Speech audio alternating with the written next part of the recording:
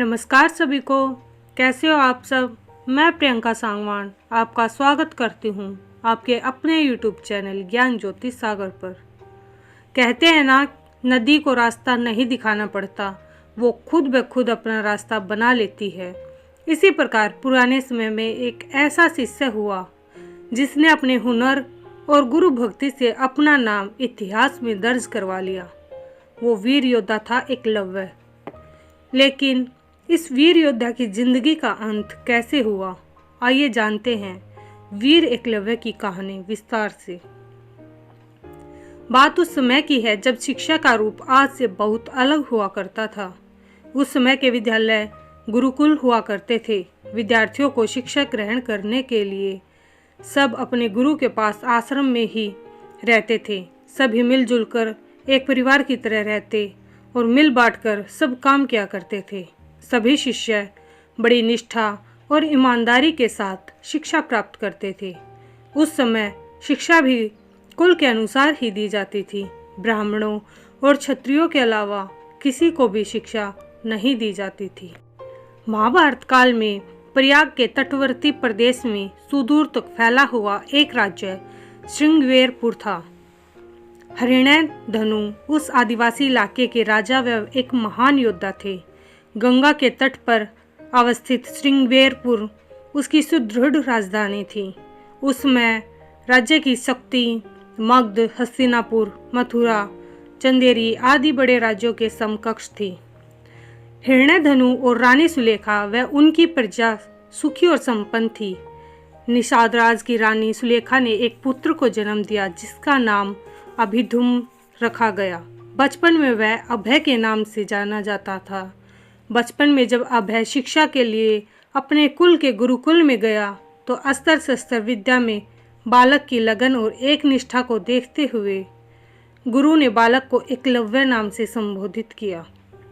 सारी शिक्षाएं प्राप्त कर एकलव्य युवा हो गया। तब उसका विवाह हिरण्यधनु के एक निषाद मित्र की कन्या सुनीता से हुआ। एकलव्य को अपनी धनुर्विद्या से संतुष्टि न थी। इस कारण धनुर्विद्या की उच्च शिक्षा प्राप्त करने के लिए उसे उस समय धनुर्विद्या में दक्ष गुरु द्रोण के पास जाने का फैसला किया। एकलव्य के पिता जानते थे कि द्रोणाचार्य केवल ब्राह्मण तथा क्षत्रिय वर्ग को ही शिक्षा देते हैं और उन्होंने एकलव्य को भी इस बारे में बताया। परंतु धनुर्विद्या सीखने की धुन और द्रोणाचार्य को अपनी कलाओं से प्रभावित करने की सोच लेकर उनके पास गया, परंतु ऐसा कुछ भी न हुआ और गुरु द्रोणाचार्य ने उसे धनुष विद्या देने से इनकार कर दिया। एकलव्य इस बात से तनिक भी आहत न हुआ और उसने वहीं जंगल में रहकर धनुर्विद्या प्राप्त करने की ठान ली। उसने जंगल में द्रोणाचार्य की एक मूर्ति बनाई और उन्हीं का ध्यान कर धनुर्विद्या में महारत हासिल कर ली। एक दिन आचार्य द्रोण अपने शिष्यों और एक कुत्ते के साथ आखेट के लिए उसी वन में पहुंच गए जहां एकलव्य रहते थे। उनका कुत्ता राह भटक कर एकलव्य के आश्रम पहुंच गया और भौंकने लगा। एकलव्य उस समय धनुर्विद्या का अभ्यास कर रहे थे। कुत्ते के भौंकने की आवाज से एकलव्य की साधना में बाधा पड़ रही थी। अतः उसने ऐसे बाण चलाए कि कुत्ते को जरा भी खरोच भी नहीं आई और कुत्ते का मुंह भी बंद हो गया।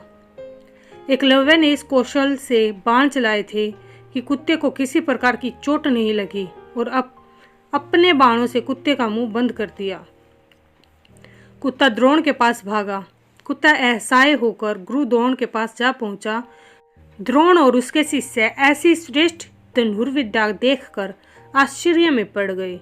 वे उस महान धनुर्धर को खोजते खोजते एकलव्य के आश्रम पहुंचे और देखा कि एकलव्य ऐसे बाण चला रहा है जो कोई चोटी का योद्धा भी नहीं चला सकता। ये बात द्रोणाचार्य के लिए चिंता का विषय बन गई। उन्होंने एकलव्य के सामने उसके गुरु के बारे में जानने की जिज्ञासा दिखाई तो एकलव्य ने उन्हें वो प्रतिमा दिखा दी। उन्हें यह जानकर और भी आश्चर्य हुआ कि द्रोणाचार्य को मानस गुरु मानकर एकलव्य ने स्वयं ही अभ्यास से यह विद्या प्राप्त की है। अपनी प्रतिमा को देख आचार्य द्रोण ने कहा कि अगर तुम मुझे ही अपना गुरु मानते हो तो मुझे गुरु दक्षिणा दो। एकलव्य ने अपने प्राण तक देने की बात कर दी।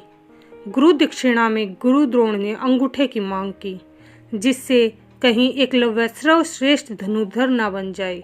अगर ऐसा हुआ तो अर्जुन को महान धनुर्धर बनाने का वचन झूठा हो जाएगा। एकलव्य ने बिना हिचकिचाहट अपना अंगूठा गुरु को अर्पित कर दिया। इसके बाद एकलव्य को छोड़कर सब चले गए। एक पुरानी कथा के अनुसार इसका एक सांकेतिक अर्थ यह भी हो सकता है कि एकलव्य को अति मेधावी जानकर द्रोणाचार्य ने उसे बिना अंगूठे के धनुष चलाने की विशेष विद्या का दान दिया हो। कहते तो ये भी हैं कि अंगूठा कट जाने के बाद एकलव्य ने तर्जनी और मध्यमा अंगुली का प्रयोग कर तीर चलाना सीख लिया। यहीं से तीरंदाजी करने के आधुनिक तरीके का जन्म हुआ। अतः एकलव्य को आधुनिक तीरंदाजी का जनक कहना उचित होगा। निसंदेह यह बेहतर तरीका है और आजकल तीरंदाजी इसी तरह से होती है। बाद में एकलव्य श्रृंगबेर राज्य वापस आ गए और वहीं रहने लगे। पिता की मृत्यु के बाद वहां का शासक बन गए। राजा बनने के बाद एकलव्य ने जरासंध की सेना की तरफ से मथुरा पर आक्रमण कर यादव सेना का लगभग सफाया कर दिया था। यादव वंश में हाहाकार मचने के बाद जब कृष्ण ने दाहिने हाथ में महज 4 उंगलियों के सहारे धनुष बाण चलाते हुए एकलव्य को देखा तो उन्हें इस दृश्य पर विश्वास ही नहीं हुआ। एकलव्य अकेले ही सैकड़ों यादव वंशी योद्धाओं को रोकने में सक्षम था। इसी युद्ध में कृष्ण ने छल से एकलव्य का वध किया था। उसका पुत्र केतुमानु महाभारत युद्ध में भीम के हाथ से मारा गया था। जब युद्ध के बाद सभी पांडव अपनी वीरता का बखान कर रहे थे, तब कृष्ण ने अपने अर्जुन प्रेम की बात कबूली थी। कृष्ण ने अर्जुन से स्पष्ट कहा था कि तुम्हारे प्रेम में मैंने क्या क्या नहीं किया। तुम संसार के सर्वश्रेष्ठ धनुर्धर कहलाओ, इसके लिए मैंने द्रोणाचार्य का वध करवाया, महापराक्रमी कर्ण को कमजोर किया और न चाहते हुए भी तुम्हारी जानकारी के बिना भील पुत्र एकलव्य को वीर गति प्रदान की। और इन सब के पीछे केवल एक ही वजह थी कि तुम धर्म के रास्ते पर थे, इसलिए धर्म की राह कभी नहीं छोड़नी चाहिए। एकलव्य की कहानी से हमें यह प्रेरणा मिलती है कि हमें कभी भी हार नहीं माननी चाहिए और अपने हौसलों से हालातों को बदलना चाहिए। आपने इस कहानी से क्या क्या शिक्षा प्राप्त की कमेंट बॉक्स में ज़रूर लिखें और एकलव्य की कहानी को अधिक से अधिक शेयर करें।